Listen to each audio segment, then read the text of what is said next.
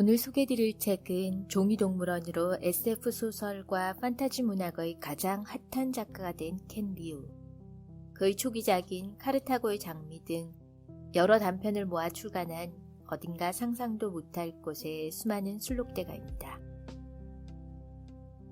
책에 실린 12편의 단편들이 다 재밌긴 했는데요. 그 중에서도 이 책의 핵심을 구성하고 있는 싱귤라리티 3부작 소개드릴게요.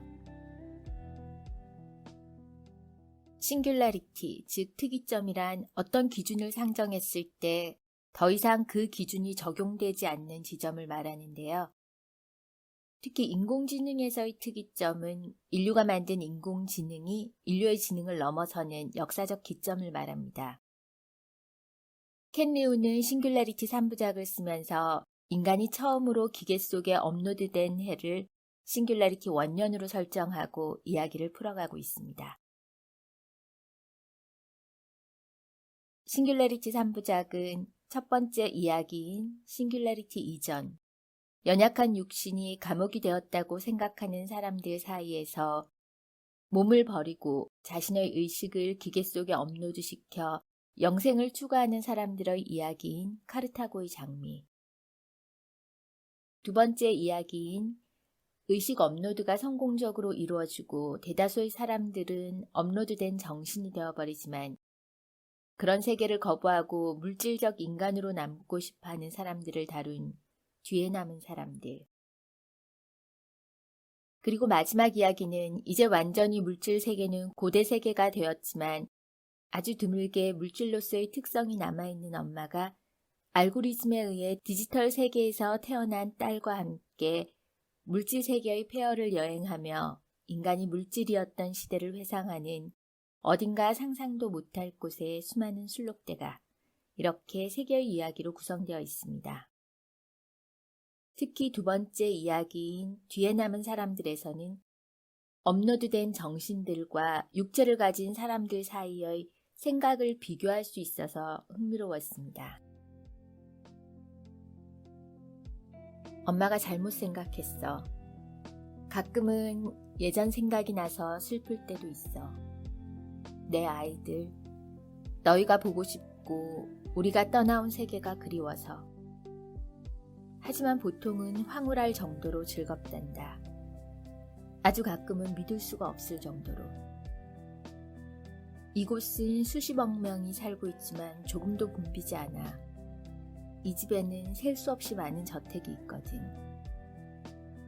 우리 정신은 저마다 자기만의 세계에 거주하고 우리는 제각각 무한한 공간과 시간을 누리고 있어. 삶은 성스럽고 영원한 거란다.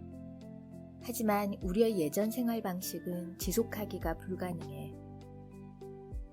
우리가 사는 이 행성에 너무나 많은 것을 요구하고 우리를 제외한 모든 생물에게 희생을 요구했기 때문이야.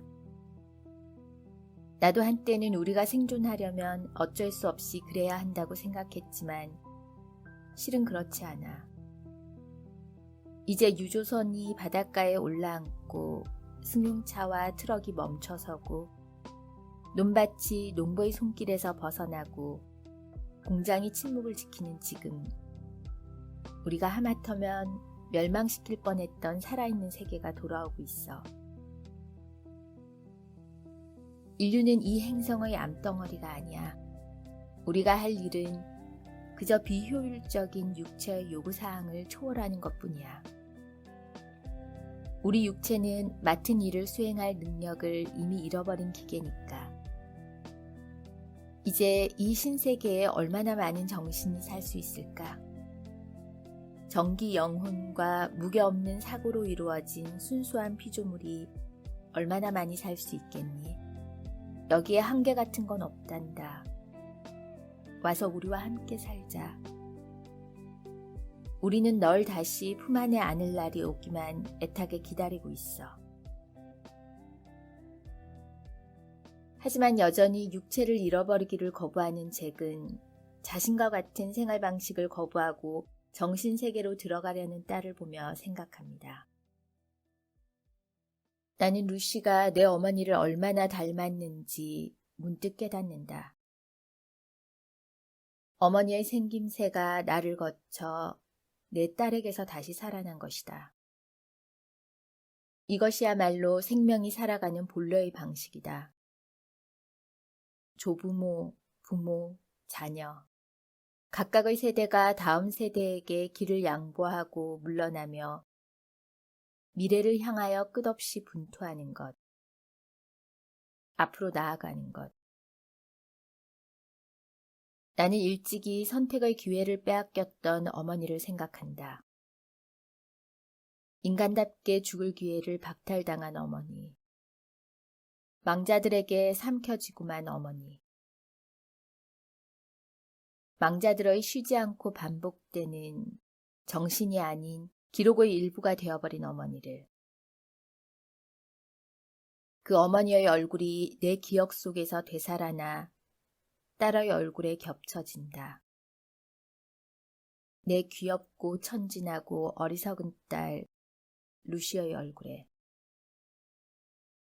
나는 총 손잡이를 바짝 고쳐준다. 기술의 발전은 인간의 한계를 넘어서려고 하는 단계, 그리고 인간의 한계를 극복하고 나면 이번에는 다시 기술 자체가 인간다움을 회복하려는 움직임을 보이는 단계가 오고 또다시 이 단계들이 번갈아 반복되면서 이루어져 왔습니다. 인간이 가진 물질적 한계를 뛰어넘게 된다면 현재 우리가 가진 대부분의 문제가 해결되는 것은 당연한 일이겠죠. 식량 부족, 환경 파괴, 국경을 둘러싼 전쟁. 이 모든 것들이 인간이 물질적 존재이기 때문에 발생하는 문제들이니까요. 책을 읽으면서 이게 가능하다면 하고 살짝 솔깃해지더라고요. 하지만 과연 인간이라는 존재가 디지털 신호에 만족할 수 있을까요? 그때가 된다면 다시 어떤 물리적 실체를 만들어서 그 속에 정신을 집어넣으려 하지 않을까 싶더라고요. 코로나라는 전염병이 전 세계를 강타하면서 언택트로 넘어가던 기술의 움직임을 가속화한 것 같습니다. 재택근무, 화상회의, 온라인 수업 이런 것들이 우리의 예상보다 훨씬 이른 시기에 정착하게 되었죠. 상상도 하기 싫지만 이런 팬데믹의 상황들이 몇 번 더 일어난다면 인류가 물질적 한계를 벗어나려고 시도하는 단계가 성큼 다가올 수도 있지 않을까 생각됩니다. 켄 리우는 머릿말에서 이런 질문을 던집니다. 지난날의 지혜가 설득력을 잃은 것처럼 느껴지는 시대에 인간으로 산다는 것은 무엇을 의미하는가? 앞선 이들은 상상도 못했던 갖가지 선택과 직면한 시대에 한 개인이 만족스러운 삶을 살려면 어떻게 해야 하는가? 세상 만물이 변하는 것처럼 보이는 시대에 변하지 말아야 할, 변하지 않아도 되는, 결코 변하지 않을 것은 무엇인가? 현실에 바탕을 둔 이야기라면 차마 못하거나 미처 생각하지 못한 이야기라도 논리를 극단으로 끌어올리는 SF는 새로운 관점을 제시해서 현재를 다시 볼 수 있게 만들어줍니다. 우리가 SF를 읽는 것은 허무맹랑한 공상을 즐기는 것보단 현재에 가진 기술을 바탕으로 관점을 달리해서 우리를 그리고 지금 이 순간을 살피게 해주기 때문이라고 생각합니다. 그런 측면에서뿐 아니라 이야기의 재미면에서도 정말 좋은 책을 만났구나 하는 생각이 들었습니다. 이 책 강력 추천할게요. 켄 리우가 인간이 물질이라는 한계를 벗어나는 지점을 싱귤레리티로 정의했다면 예술이 물질을 벗어나는 싱귤레리티를 선언한 화가가 있습니다. 바로 마르셀 듀샹인데요. 그 유명한 소변기의 작가입니다. 1910년대 듀샹은 더 이상 그림을 그리지 않겠다는 선언과 함께 그림을 그리지 않는 최초의 화가가 되고 그 후 그는 오직 개념만으로 작품을 만들게 됩니다. 1913년의 자전거 바퀴, 그리고 1917년의 저 유명한 소변기인 샘이라는 작품으로 듀샹은 물질적 오브제로서의 예술이 아니라 비물질적인 관념으로서 예술을 정의하게 됩니다. 생각 혹은 개념이 예술에 있어서 가장 중요한 측면이 되는 거죠. 말하자면 예술가인 내가 이 물건을 예술작품이라고 주장하는 생각 자체가 예술이라는 겁니다.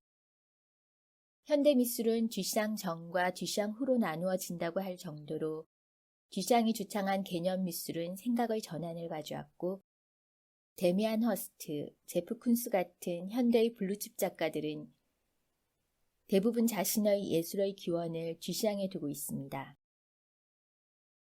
진중권 씨는 현대미술 이야기에서 개념미술이 예술에 대한 시각을 얼마나 바꿔놓았는지에 대해 이렇게 이야기합니다. 개념미술을 통해 무슨 일이 벌어졌을까? 한마디로 창작은 제작의 의무에서, 작품은 재료의 과목에서, 수용은 지각의 관례에서 해방되었다. 헤겔은 이를 예술의 종언으로 규정했다. 그의 말대로 예술은 죽었다. 아니, 예술의 육신은 죽고 영혼만이 남았다. 예술은 마침내 비물질성에 도달했다.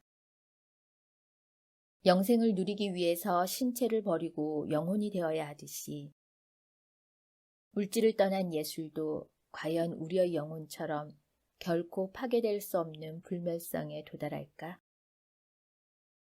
자, 그렇다면 다음은 우리 인간의 차례가 되는 걸까요?